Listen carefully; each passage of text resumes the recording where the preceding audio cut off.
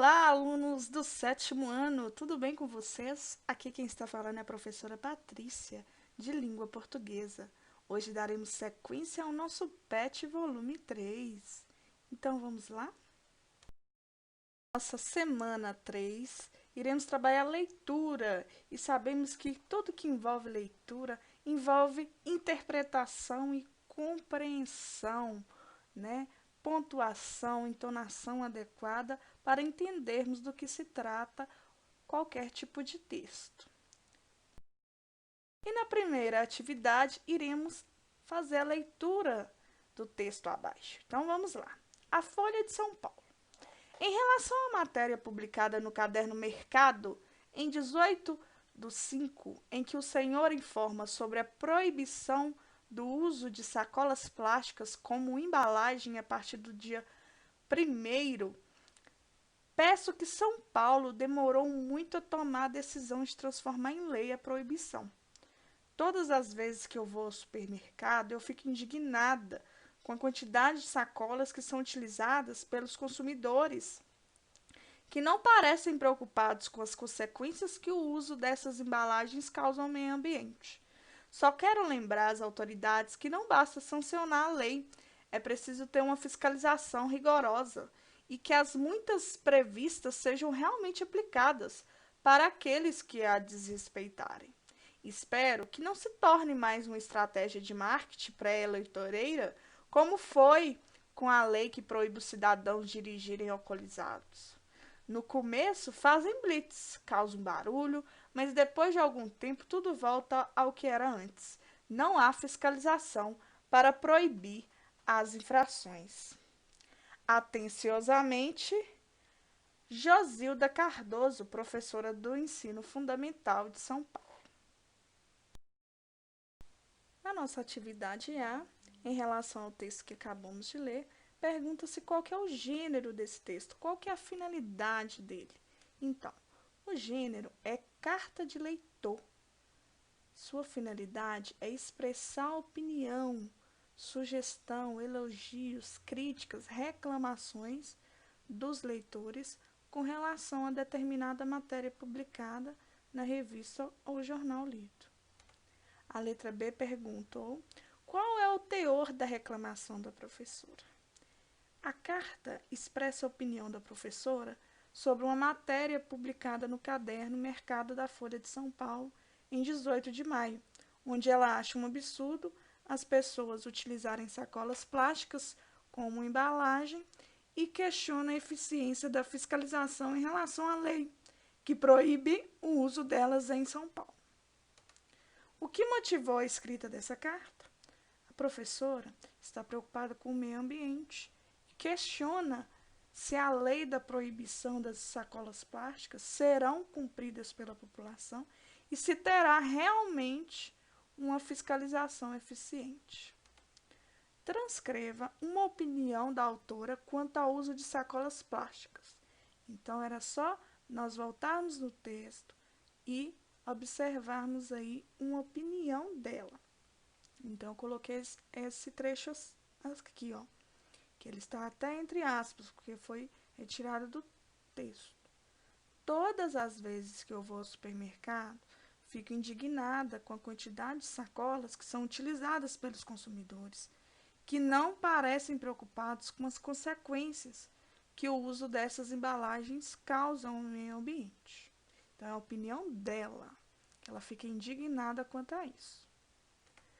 Qual a solução apontada pela professora em relação a esse problema, a essa problemática?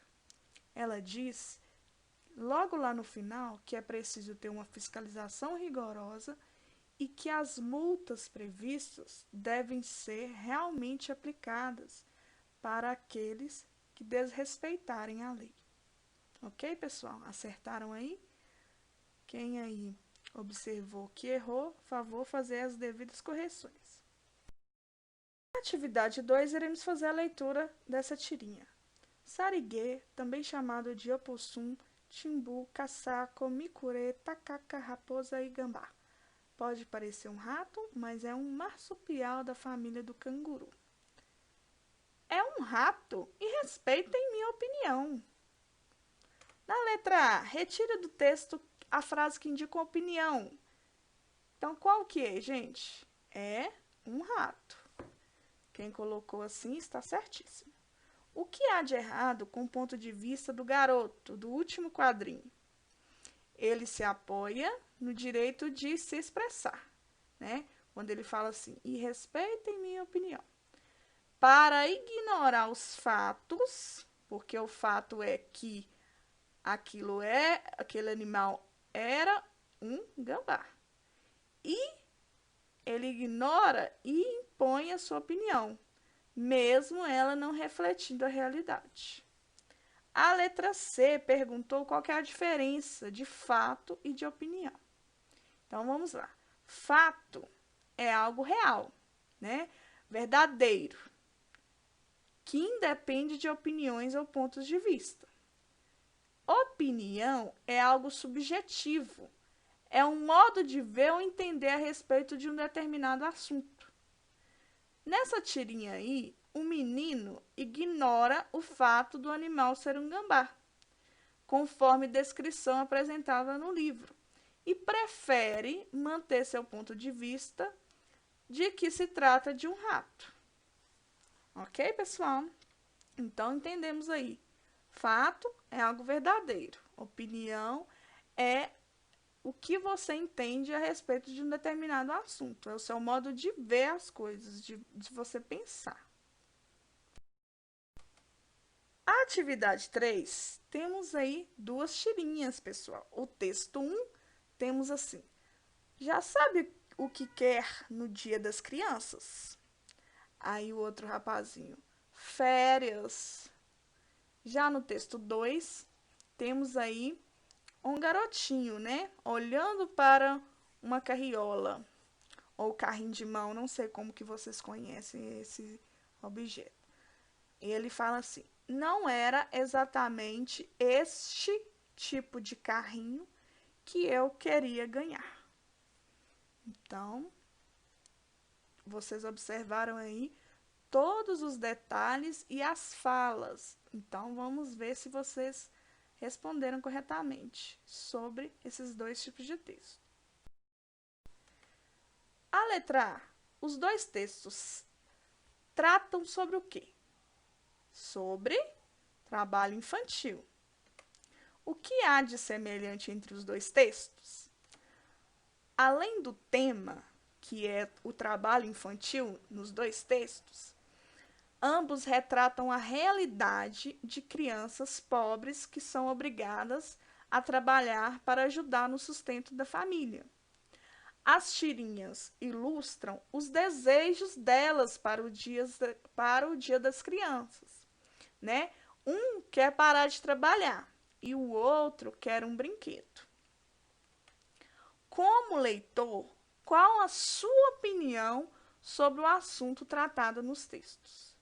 Então, vocês vão pensar direitinho e indicar, falar, mencionar qual que é a opinião de vocês sobre os textos. Como sugestão, e para vocês aí terem uma ideia maior ou melhor, coloquei assim: o poder público tem a obrigação de criar meios para que as famílias não sejam obrigadas a colocarem crianças para trabalhar pela sobrevivência.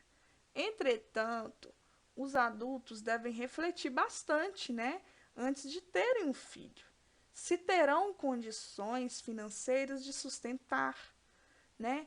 A obrigação maior de analisar isso e de prover o sustento é dos pais. Apesar de toda a dificuldade financeira que muitas famílias passam, né, por diversas situações, o ideal é que as crianças não trabalhem. Elas devem aproveitar a sua infância estudando e se desenvolvendo de forma saudável, assim como está escrito no Estatuto da Criança e do Adolescente. Quem dera se toda criança tivesse essa oportunidade, né, pessoal? Mas vale refletir enquanto estamos aí na escola, estamos nos formando, em quando você adquirir sua família, você fazer essa análise.